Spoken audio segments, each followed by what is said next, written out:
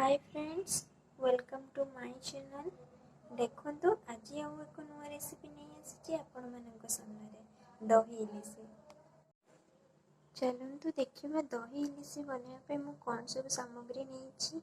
दही इलिशी बनवाई 6 पीस इलिशी माछ कंचा इलिशी माछ नहीं, सरिष और कंचा लंकार पेस्ट नहीं, दही नहीं, गोटे गोटे कटा पियाज नहीं, गोटे कटा टमाटो नहीं, 3टी कंचा लंका नहीं। एवं माछटी को मैरिनेशन करवा।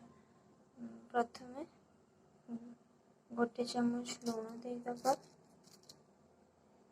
हाफ चामच हल्दी देदबा, हाफ चामच लंका गुंड देदबा। एवं सरिष बटाटी को देदबा।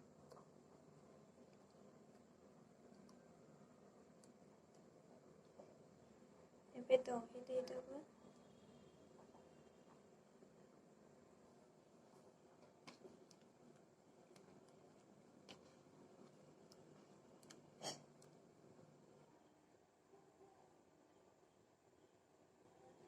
अल्प टिके सरिष तेल देदबा।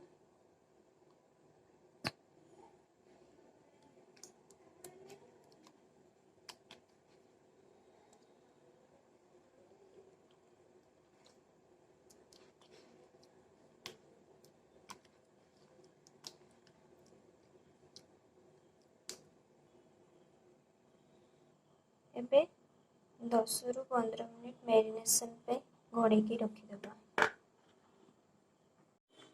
गैस उपरे कढ़ाई को बसई कढ़ाई को गरम कर एबे तेल देदबा। सरिष तेल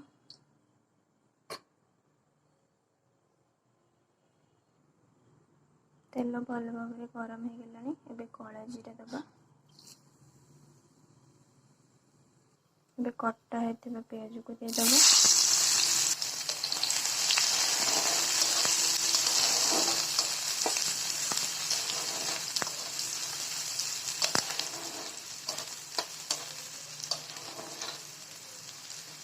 एबे काटी रखिଥିବା टमाटो को देदबा।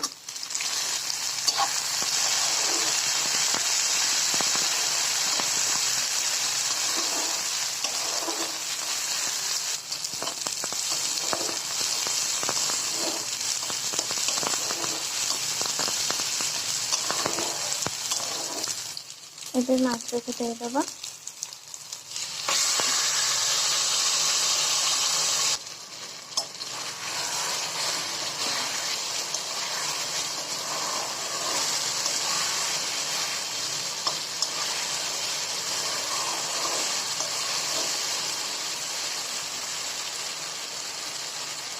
एबे कंचा लंका देदबा।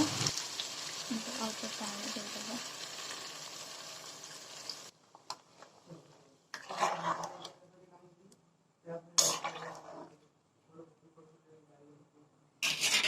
फुटाई छाड़ीदबा। एबे घोड़े दबा।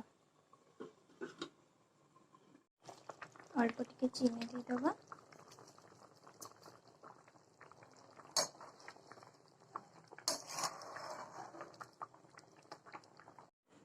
देखो तरकारी पूरा रेडी हो गलानी।